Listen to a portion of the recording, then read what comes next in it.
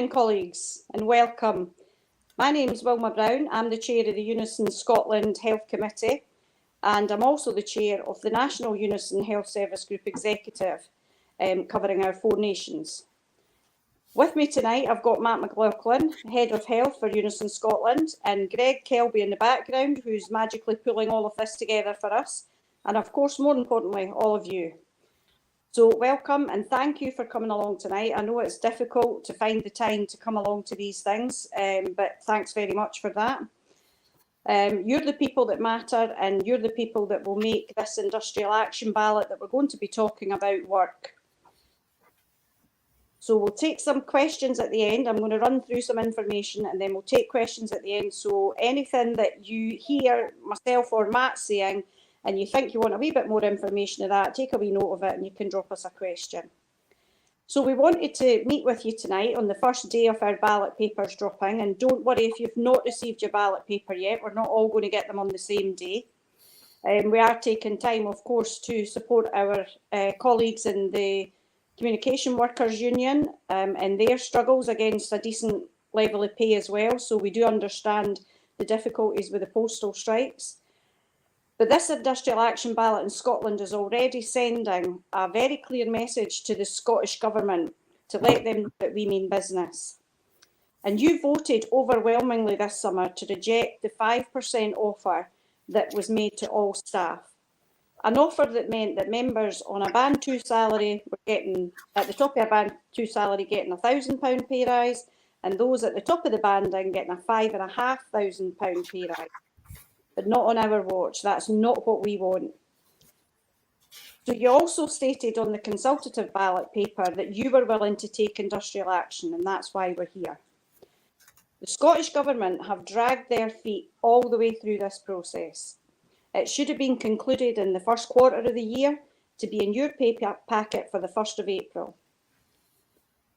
And since the offer back in July, we had no indication of when they would want to get back round the table to negotiate. Only today, on the back of Matt writing to them to reject a Teams meeting, have we received confirmation that a meeting will take place on the 12th of October in person. Because negotiation can't be done via a screen. We need to be in the room discussing our pay and giving it the attention it so rightly deserves. So hopefully after the 12th of October, we can be coming back with a much improved offer through those negotiations. Before I move to Matt to take us through some of the technical issues and some of the information that you guys are probably looking for, I just want to say that without you, we have nothing. We need you to get those ballot forms back with a resounding yes for industrial action. That then allows us to start planning our action and getting this job done. We've had enough. You've had enough. And together we're going to tell this SNP government that enough is enough. Our friends, our families, our colleagues have had enough of being taken for granted when it comes to being paid a salary that doesn't meet needs. The previous crisis, leading to years of austerity, were not of our making, and neither is this cost of living crisis of our making. But we were made to pay the price then, and we're not going to be made to pay the price this time. Definitely not this time. You all work damn hard and you deserve so much better. Not because of how hard you've worked during COVID. We know how hard you've worked. You work hard all the time. Despite COVID, you would have been working hard. But for all the years of austerity, for all that you do every day, for the health of our nation, and most of all because it's well deserved. That's why we are fighting for this pay rise to be the best ever and to meet the needs of our members. Not for some that are better paid than others, but to meet the needs of a whole group of members that cover many jobs across the NHS. So with all of that said, I'm going to move over to Matt to bring him in and do some of the techie stuff. Matt? So thanks, Wilma, and colleagues, thanks for joining us this evening. I see we're joining numbers are ticking up well over, I think, 200 now, if I'm reading the information properly, and that's absolutely great. Walmart has said that there's been no formal meetings with the government since June, and that's absolutely true. And I think it is important to recognise that we've been applying pressure, and they've now offered a meeting next week. But that doesn't stop our industrial action ballot. In fact, if anything, it puts even more emphasis on us ramping up the pressure on government to make sure that you get a right offer. I mean, it's interesting if you watch what the Cabinet Secretary for Health has been saying over the last few weeks. He spoke about being disappointed that health service workers or UNISON members in health didn't accept the 5% offer. And he's also indicated that he recognises that there's a need for significant improvement. And simply put, the ball's in his court on that. I just hope his interpretation of significant meets your expectation on that. So where are we in terms of timescale? Well, we are in a slightly difficult position. The UK government is in absolute turmoil. The economy of the country's in free fall. We've got a chancellor who doesn't know if he's taxing the rich or isn't he taxing the rich, depending on what the press and media are saying. And we've got a Scottish government who are, absolutely expecting you to work harder and do more with less staff, less resources. So that's why pay is important, and that's why we're here today. A couple of technical things. We know we've got a Tory government. We know Tory governments don't like trade unions. We know Tory governments don't like workers exercising their right to withdraw their labour. And therefore, we're required to make sure that more than 50% of the members that we ballot take part in the industrial action ballot. That's why it's done through post, which is another requirement of the Tory anti-trade union legislation. So real emphasis on get that ballot paper filled in and get it back. I don't know about you, but I'm the world's worst for picking up important mail, having a look at it, sticking it on the mantelpiece and saying, I'll get that tomorrow. And of course, we all know that tomorrow never comes. So colleagues, ballot papers are being posted out from today on second-class mail. I would expect them to arrive with you, from tomorrow, depending on what your mail delivery service is like, but certainly Thursday, Friday. And if you've not received your ballot paper by Friday, then I'm going to ask Greg to flash up the helpline number for you to get a replacement ballot paper. The ballot closes on the 31st of October. Now, that means that you've got to have your completed ballot paper posted back to us and counted by the 31st of October. Sharon MacDonald, mail strikes, you're absolutely right. I'll cover that in a wee second from your comment. Thank you for reminding me about that. So we need to pick up the fact that it's going to take a bit of time to get back. So what we're saying is, please have your ballot paper in the post by the 25th of October so that it arrives on time. I actually think that's a planned day of industrial action by our colleagues in the CWU. So I would say have it in the post box by the 24th. There are 4 planned days of industrial action for the posties in October. And while that might interfere with your ballot, I'm sure that everybody on this meeting tonight would absolutely support their right to take industrial action to pursue a decent pay claim and respect from their employer. Josh King's asking why ballot papers aren't available online. Quite frankly, the Tory legislation does not allow us to do that. We have to conduct a postal ballot paper. But as I say, if you don't get your ballot paper, the ballot helpline's open from the 6th of October, and you should call 0800 0857 857. So where does that take us to? Let's assume we get the ballot threshold, we pass the ballot threshold, which I think everybody's working really, really hard to achieve. What's the next step? Well, the next step is we've got to notify the employers that we've had a successful ballot turnout and then notify them of our plans for industrial action. Now, the earliest we can take industrial action is the 28th of November. Now, what we have to do as a trade union is we've got to do a wee bit of planning in advance of that. Quite frankly, colleagues, in fact, I spoke to a lady today. I was at Glasgow Royal Infirmary today, and I spoke to a UNISON member who was worried about going on strike and the impact that that would have on our patients. Now, you know, we're a health service union. Each and every one of your members is employed in the health service and delivers a service for the community that they live in. That's your auntie, your uncle, your mum, your dad, your brother, your sister, the fella who lives down the road. So we're not going to set out to impact adversely on people's health. But we do have to recognise that to have a successful industrial action, people have got to withdraw their labour. So UNISON have got a bit of experience in this. We'll be working with branches to try and identify those key areas that we can take out members. Traditionally, in the 70s and the 80s, we took porters out because porters were the engine, the engine room of any acute hospital. If the porters weren't working, patients didn't move. Yeah. So we're going to think about the modern world in terms of IT and how patients book appointments and elective surgeries and all of that kind of stuff, and develop a strategy that's right for your hospital, right for your health board, and right for your community. So your branch, your local branch, are going to be heavily, heavily involved in that once we get the industrial action ballot over the line. Somebody's asked in the questions about their NMC registration.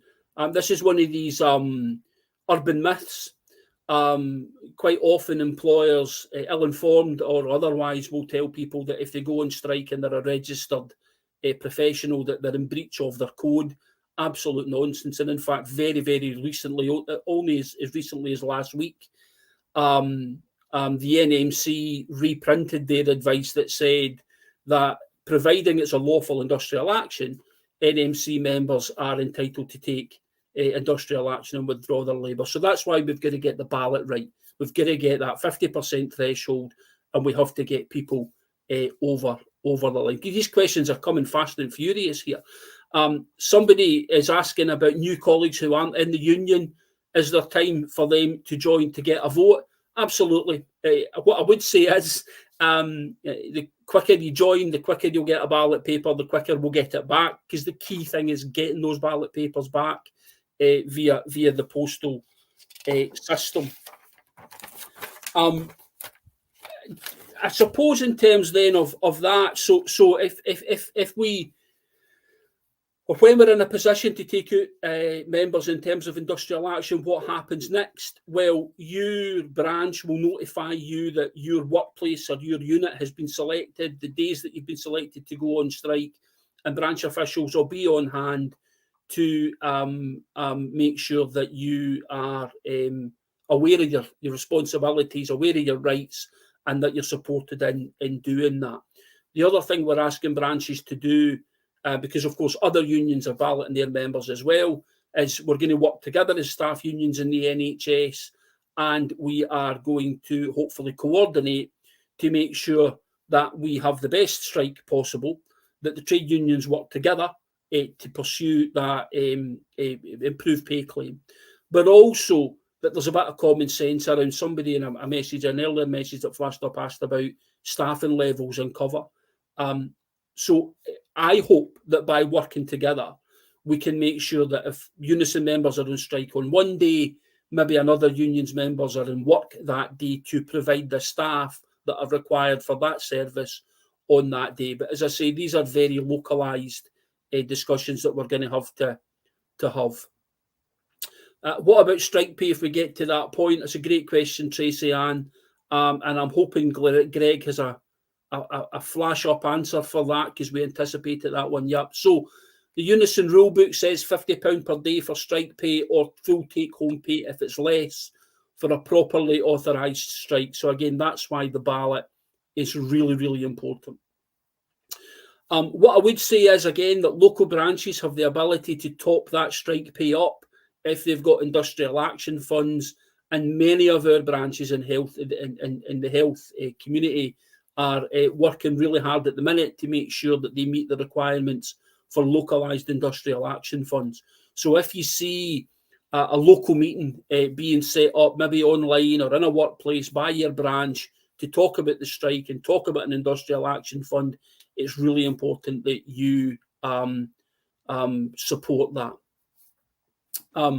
Don's asking, have employers been notified that UNISON will be visiting? I think local branches have absolutely been notifying employers. I know that in my kind of day job, which is the regional organiser for NHS Greater Glasgow and Clyde, we've had to talk to one of the local employers who were reluctant about letting us in to speak to members. But there should be no restriction on, obviously you can't wander through a theatre when somebody's getting their operation to talk to the staff, but there should be no restriction in accessing our members to talk to them about their industrial action ballot. Tam, we should advise members what to do if they don't receive a ballot paper. Yeah, you're absolutely right. You can either log on to your My Unison, which is the kind of online, way too technical for me, sorry, there's an online thing you can log into with your membership number and request a ballot paper, or you can call 0800 0857 857, which is the ballot helpline, which opens on the 6th of October. Matt, can I just intervene here? There was a question up before from Josh King about why this has to be done on paper and not online. Can you just give Josh a wee bit of I know it's a lot of technical rules, but just give him a wee bit of an answer around that. I know, Wilma, it's a great question. I mean, I think, we should absolutely be able to conduct these industrial action ballots online. That's the way of the world now. However, the trade union legislation, the anti-trade union legislation introduced by David Cameron and his government, requires us to do it by post.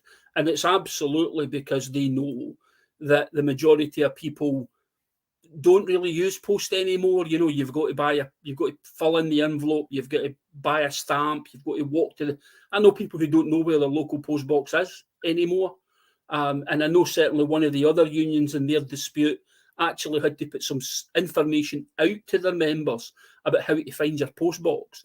Post boxes have been removed in this country in recent years simply because of the changing habits of the population. So, Josh, it's a great question, and maybe someday we'll get a government that is interested in workers' rights and wants to work with trade unions to get us to a stage where we can properly engage with our members. But at the minute, we're absolutely handcuffed to anti-trade union legislation that we've got to play ball with if we want to have a lawful industrial dispute. Absolutely. And that's the key thing.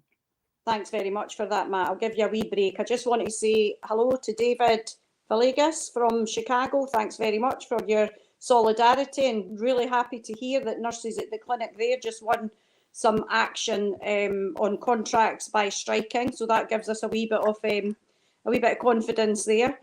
Louise Bailey, sorry if this is a daft question, but absolutely you don't need to worry about your C-section at the end of this year. That will be a top priority. Don't you worry about that, and elective surgeries having to be affected.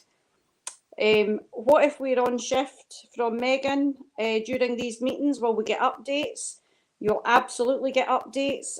Your local branch will be putting out information, I don't know, weekly perhaps over the coming weeks to tell you how many people are voting in the area, what's going on. You'll see people out and about coming into your departments and wards. So say hello, make sure that you get your questions into them if you've got any.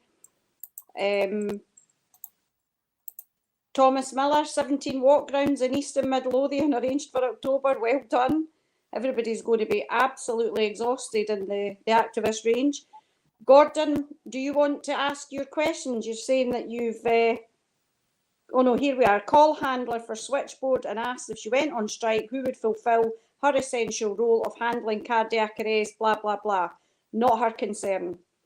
The employers will be absolutely told if people are coming out in those areas, and it's up to the employer to ensure that that gets sorted. There might be people who are not in the union, or in any union, who would not be able to come out and strike. There'll be supervisors, managers perhaps, that would have to stay in to cover. But if she wants to come out and strike, she has to make that known, and that'll be sorted. It's no for her to worry about that. I think that's a really interesting point, Wilma. A lot of people have been Yep. chatting about that kind of concern, and in fact, Leanne Gormanley talks about, can they stop us from going on strike? I mean, fundamentally, no, they can't. I mean, it's a really technical issue. If we made a muck of the ballot, if the ballot was wrong, if they thought that there were issues with that, then they can go to court to stop that. But in a very simple sense, can the government stop members from withdrawing or workers from withdrawing their labour? The answer is no. But I want to stress again, Wilma, we are a health service union. We're a union of people who care about the communities that we live in and work in, and therefore, I, as the head of health, and I know that my boss, the regional secretary, and I know that you, from the conversations we've had as our senior layperson in health, won't be taking out emergency theatres or 999 ambulances or any of these kind of things. That's just not the people we are. We can prosecute this industrial action. We can make the government listen without losing public support and causing risk to life. And I think that's the really advantageous position that we are in as the biggest trade union in the health service in Scotland, with the deepest spread of membership. I mean, we've got members in every hospital, in every health centre, in every discipline, apart from doctors and dentists. Well, we do have a few, actually. We do have a few doctors. We do. Have a few. Yep. So I think that and that local knowledge, colleagues, the local knowledge conversations we're having with local branches now about, if we were to, for example, take out of one or two members who work a phone system, for example, a booking system, we can impact on Hamza Yousaf's waiting lists without impacting on patient care. Yeah. And I think that's absolutely key for us. So we've got to play clever after the 28th of November. And I think we've got the skills and experience to do that. Absolutely. And UNISON Highland Healthcare, I don't think we're proposing an all-out strike action of any kind, are we? No, we absolutely are not, for the very reasons that Matt has just said. The obvious reason for having a strike is to cause as much disruption as possible, but that doesn't mean that we want patients to come to any harm. There will be committees and groups set up within boards to discuss direct patient care. But if we decided, for example, to take out one of the super laundries in the central belt in Scotland, that would cause havoc amongst hospitals. So no, we are not calling for an all-out strike of everybody to come out in health service, because that's not the people we are, just as Matt has said. And it's absolutely those reasons that I, with confidence, can say to Louise Bailey, your section will go ahead, because there will be people there waiting to do that kind of work. And I think that the question that Tam Hiddleston said about what the other unions are doing, Matt is secretary to the Scottish Terms and Conditions Committee that's leading and doing all the writing backwards and forwards to the Health Secretary. Do you want to talk people through what's happening amongst our trade union group? Yeah, Wilma, thanks. I mean, I think without a doubt, all the other unions are balloting their members. All the other unions are absolutely full square together in rejecting the 5% pay offer. Now, it's no for us to interfere in another union's democracy or the way it does its business. But, I know that the Unite ballot has opened. I know that the GMB ballot is opening. I know that the RCN and the RCM ballots are opening. So people are, other unions are gearing up. Now, they've got the same challenge that we do, in that they've got to beat the Tory legislation. They've got to beat that 50% threshold. But we're having discussions at a Scottish level among senior officers and senior lay people to try to ensure that when we get to that point, when we get to the point of taking industrial action, we are working together to get an improved offer on pay. And if that means working together to maximise disruption and difficulty for Hamza Yousaf, then that's exactly what we'll do. That's great. Thanks, Matt. I see there's another question up here about a receptionist in an outpatient department. If she didn't vote for strike action, but our colleagues did. Could she be moved to cover another area, for example, A&E reception? She could be moved to cover another area if that's what the managers decided, because if the outpatient department doesn't have enough staff there to run it, it'll be closed. She's not going to be left sitting with her thumbs twiddling. So yes, she could absolutely be moved, and that's the kind of conversations that managers will be having. I saw another point that I thought was very good. If the ballot result is yes, are you obliged to let your team know in advance that you personally will be going on strike? That's a good question, Matt. No, it's a great question, because we know from our past experience that local managers start to put pressure on people. I mean, for good reasons and for bad reasons. Some people are, some local managers are members of our trade union as well and will absolutely support the dispute, but will feel that they have a service still to run. Yeah. So legally, your employer is not entitled to know what your intention is for the day of the industrial action. What we would say is that, so they kind of come along and say, right, Matt, are you a member of UNISON? Are you on strike next week? But what they can kind of say is, look, guys, if you're rostered to work next week and you're intending to take strike action, would you let us know that you might not be in so we can cover for patient care? So there needs to be a sensitive conversation about that. Now, I'm sure that people will get that wrong. And we just have to gauge whether they've got that wrong because it's ill-informed, ill-advised, or whether they're throwing their weight around. So you're going to talk to your local branch about that. Local branches are going to be right up the middle of that level of discussion. And I'm sure that the difficulties will arise, but we will manage to get through them. But in answer to your question, you are under no obligation to tell your employer. If you want, the first your employer can hear about it is when you don't turn up at your work on the morning of a strike. Yep, absolutely. Thanks for that, Matt. And Josh Henderson, how much an increase on the current pay offer would UNISON consider and put back to the members? One of the things, and I pointed it out in a few words that I said at the start, on the pay offer was it was 5% across the board, and we don't agree that a percentage uplift flat rate across everybody is the right thing to do, because it is not right that one person gets £5,500 and another gets £1,000. Now, neither are we in a system where we think everybody should get paid the same, but what we do believe is that UNISON's pay policy is that we do not make that gap between those at the bottom of pay grades and that at the top should be getting bigger. We want that gap to get smaller. And actually, that is the Scottish Government's public service policy as well. Public service pay policy, as well. So what we want to see is a fairer distribution of the money that they are going to make available for this campaign, for this pay award. We want to see a fairer distribution across specific areas that make sure that the people that are at the coalface, that are doing all of the work, because I don't know about you guys, but I never seen many band 9s around when we were during COVID. In fact, no many of the top senior managers were in around COVID. They were at home, working from home. Well, most people were at work doing their best. So I think it needs to be geared towards the people front line who are doing the hard work, the places that we cannot recruit into. Nurses, for example, we cannot recruit into nursing at the moment. For the first time ever, nursing has gone into clearance houses. That has never been known before.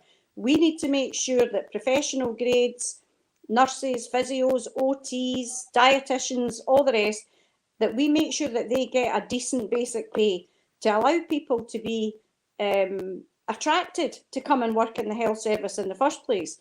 Who's going to go to university for 3 years to gain their degree to get a rubbish rate of pay? That's not what they want to do. So we need to make sure that it's not just at the very bottom, but that we make sure everybody in those grades where we need to recruit and retain staff is where we want some of that money to go. So what we want to do, Josh, is to have decent conversation with Scottish Government that says, what about this? What about that? What about putting this here?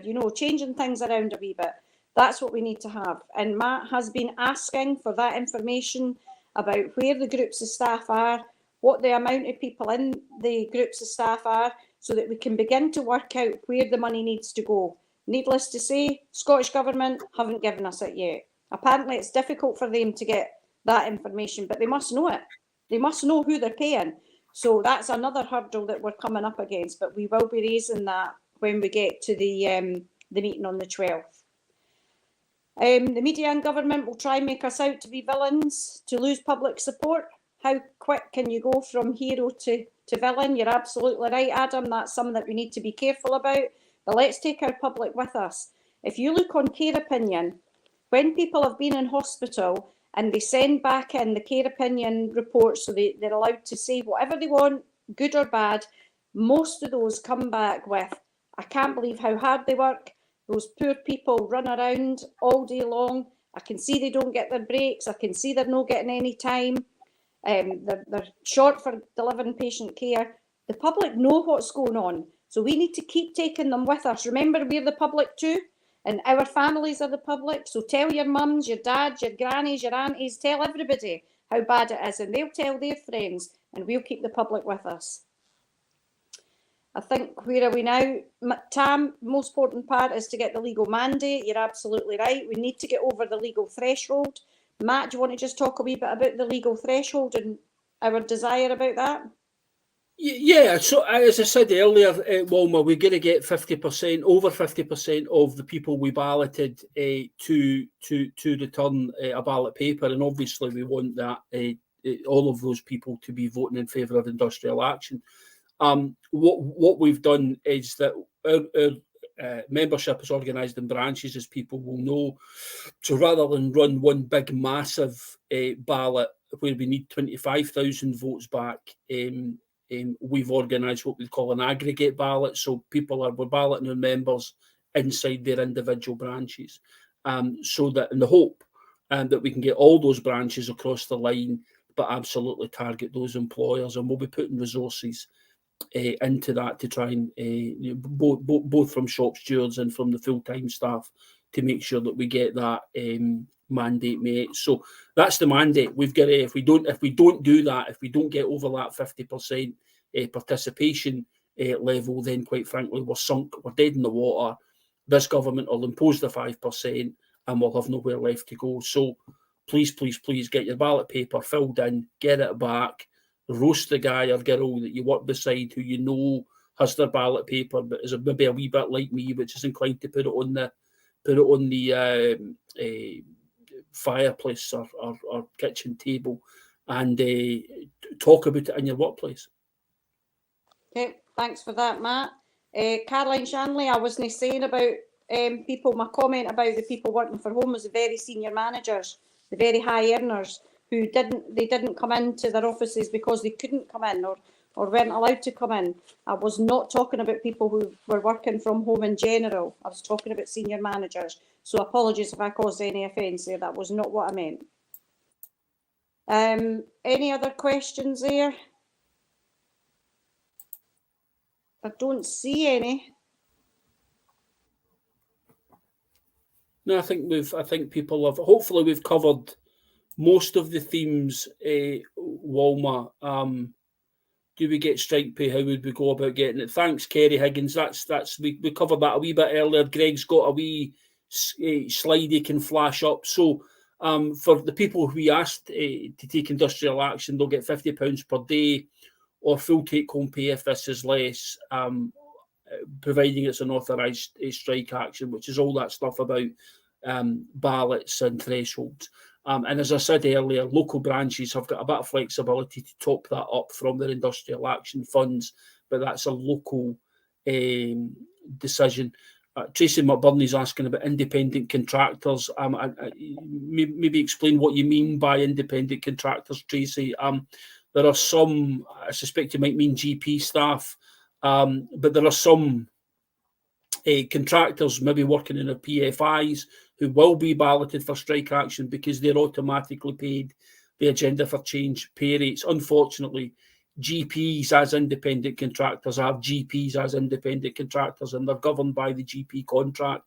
So generally speaking, and I say this as being the officer in Glasgow, what happens is that we secure a pay rise in the NHS for the Agenda for Change staff, and then I spend the kind of next 6 months writing to GP practices, trying to encourage them to put the same level of rise, and Tracy's confirming GP employed, admin and nurses. So need to look at what the separate contracts say in those circumstances, Tracy.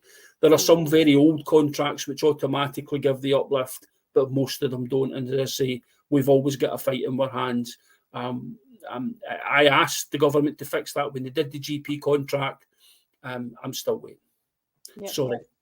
A good question there from Ray Howard. If you're on annual leave or sick leave, can you still strike? Absolutely you can. If you're on sick leave, be very careful. What does that look like? If you're well enough to strike, are you well enough to go to work? So if you're on sick leave, think very carefully. If you're on annual leave, you can be there from morning to night and getting the butter rolls in, getting people fed and watered, down you come. Any one of us will be glad to have you on the picket line with us. Yeah, absolutely. Even if you're not rostered to work that day, the day that we call an industrial action dispute, and please by all means, head along, show some solidarity, pick up a placard or a whistle, and make some noise. It's I'm not going to say it's one big party because it's not. It's much more serious than that. But we will try and ensure that it's an open and welcoming atmosphere for all of our members. Absolutely. Brilliant comment there for Megan Dawson. NHS can afford to pay more than double our pay for agency, but can't give us a decent wage to live comfortably. It's sad times. Absolutely spot on, Megan.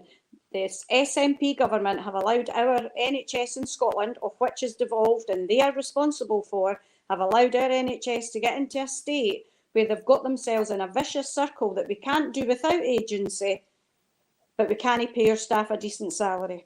We just keep going round in this never-ending circle. Something has to give, and this might just well be it. We can't do without agency. Even if we get a really good pay rise, we can't just say no to agency because we've got so many vacancies. But what we can do is stop making it simple for agencies. So a lot of our staff have left to do 12-hour shifts with agencies. They didn't have to do as many because they're working for more money so they can do less shifts. Well, actually, let's not give them the 12-hour shifts. Let's cut the hours that they work their shifts. And let's remind people that their terms and conditions in agencies are not as good as they are in the NHS. And we need to get back to looking at these kind of things and how we do this properly. But you're absolutely spot on there, Megan, with that comment. Do you know, I think you're right, Walma. You and I have spoken about this often, and a couple of things just to say about that. I mean, I think we're on target for something like a £300 million agency bill this year. That's agency alone. That would mean an extra 3 or 4% in a pay rise for everybody in the NHS in Scotland. So it's eye-watering sums of money. But there's another side to this. Again, I met a woman last week, a young UNISON member who had left her substantive post to go and work full-time bank, and is now pregnant, and is not entitled to occupational maternity pay. And it's absolutely heartbreaking. Absolutely heartbreaking. We've got the NHS in Scotland needs radically revitalised and renewed, and if that is the model that we're going to go down, then people need to be properly paid and fairly treated, because they'll not get treated with respect at the moment. Absolutely. And Karen, Laurie, you're coming in there saying we need a more flexible workplace. You're absolutely right. We've got the policies. We've worked hard to get those policies. We've all been on the working groups, the policy groups, all the rest of it. The policies are there. We just don't have the staff. However, if we don't show staff, if managers don't show staff flexibility and loyalty, we won't get it back for them either. We need to try to re-educate managers about flexibility and about working with people and regaining their trust and their loyalty. And that's for when this is done. We'll move on to flexible working and how we should be treating people better when we've got this paid deal in the bag. You're absolutely right. That is a really, really good point that we need to be hammering home. And unfortunately, we've not taken our eye off the ball. It's always there in the background, but this has become a priority. We've got to get money into people's pockets right now before this energy crisis and the cost of living crisis really takes a hit. I cannot sit comfortably at any moment, any day, when I know that our staff are visiting food banks, that they are desperately in need of extra cash to give their kids whatever they need, a good coat to go to school, a new pair of shoes. We cannot sit back and allow that to happen to people who work as hard as healthcare workers do. It's absolutely unacceptable. Gordon, will we need another Facebook Live before the ballot closes? That could be possible. What do people think about that? Matt, we do another one?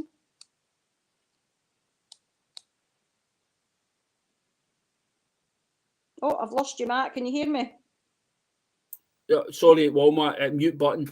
Yeah, look, you know me, I'm always up for talking to members, listening to members' views. I think certainly before we take industrial action, before we turn on industrial action, I think this kind of forum and the workplace meetings that we're doing are going to be absolutely critical. Absolutely. And again, somebody's saying they're the same for disabled workers. Couldn't agree more. We're not, the disability is not the hurdle to come into work in the health service. The health service is the hurdle. We have got more than enough bases and workplaces for disabled members to come and work, and we should absolutely be welcoming them into our workplace. They talk about there's not enough staff. We know that disabled workers are doing their very best to try and get back to work, but they put so many hurdles and rules and regulations around it. It's absolutely ridiculous. So these are the things that we need to be taking up next. What else have we got? I think that's all in terms of questions. I think it's probably people saying thanks, you know, here for some of the comments that have been made, and Adam Bates saying that we need to make sure that they do not attack our T's and C's to pay for this. Don't you worry, Adam, we are all over that, all over it. This is a one-year deal. There will be nothing done to our T's and C's this year. I can absolutely, at any time when I'm around, but this year that's not even come into it at all. So please have your confidence there. We are absolutely saying this is just a pay rise. And I think that's it. I'm not seeing any other questions. Any last questions before we leave? No, don't see anything. Matt? Maybe just recap some of the key points, Walma, for folks. I mean, okay. Ballot opened today. Ballot closes 31st of October. We're asking you to absolutely try and make sure that you've got your ballot paper in on time.